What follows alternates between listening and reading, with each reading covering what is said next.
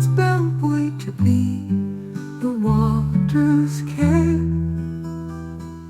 while hushed from fear or loud with hope, a band with blown, spray dabbled hair, gathered hand, turn if you may from battles never done.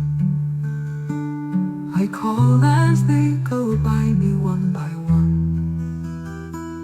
Danger no refuge holds, and war no peace, for him who hears love sing and never cease.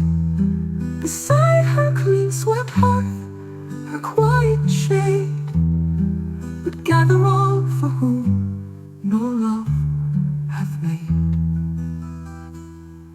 A woven silent song that came to cast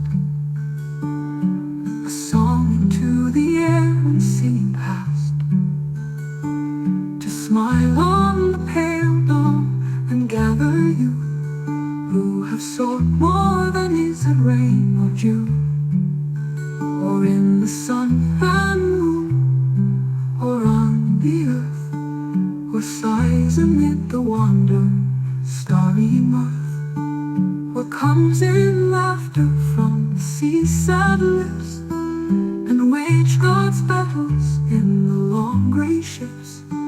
The sad, the lonely, the insatiable, to these old nights shall all her mystery tell.